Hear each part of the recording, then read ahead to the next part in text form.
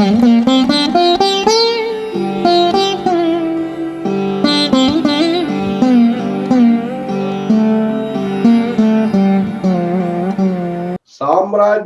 చరణారవిందం. ఆ పరమేశ్వరుడి యొక్క చరణారవిందాన్ని మనం ధ్యానిస్తే, పూజిస్తే, ఒక పూలు వేసినా అది మనకు సామ్రాజ్యాన్ని ప్రసాదిస్తుందని అంత గొప్పగా చెప్పారు ఆయన. అలాంటి పృథివీ క్షేత్రం, పంచభూత క్షేత్రాలు, పంచగవ్యం అనేది కూడా ఒక శుద్ధి ప్రక్రియ. హర హర మహాదేవ శంభో శంకర, హర హర మహాదేవ శంభో శంకర అని ప్రమథగణాలందరూ వచ్చి చేరిన కైలాసమా అన్న తలపుతో ఉన్నట్టుగా ఉన్న ఈ కాశీ విశ్వేశ్వరాలయంలో ఓం నమో భగవతే విశ్వేశ్వరాయ మహాదేవాయ మృత్యుంజయాయ అని ఋషులు, దేవతలు, మానవులు నిరంతరం చేసే త్రిగణ ఆరాధనకు ప్రతీకగా సాహితీవేత్తలు, కవి పండితులే ఋత్విక్కులుగా జరుగుతున్న త్రిగణావధానానికి ఈ కాశీ విశ్వేశ్వరాలయాలలో మీ అందరికీ స్వాగతం. సంజవేళల మౌని సప్తకంబు నుతింప పంచాస్త్రవైరి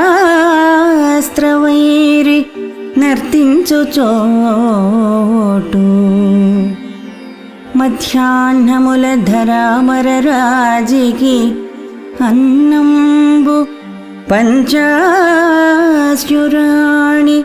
వడ్డించు చోటు మాధవ ప్రభృతుల్ ఆత్మాభిధానంబులు మించ లింగమూల స్థాపించు చోటు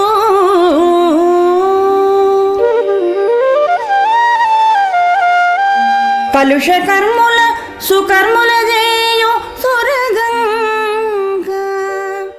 విశ్వ తెలుగు సాహిత్య సంస్కృతి సభ, అట్లాంటా, అమెరికా. ఆ సంస్థ వ్యవస్థాపకులు శ్రీ రమేష్ వల్లూరి వారి నేతృత్వంలో పవిత్ర విశ్వనాథ క్షేత్రమైన కాశీమందిర యాజమాన్యంతో కలిసి త్రిగళావధానం నిర్వహింపబడి రసజ్ఞులందరి మన్ననలను చూరగొన్నది.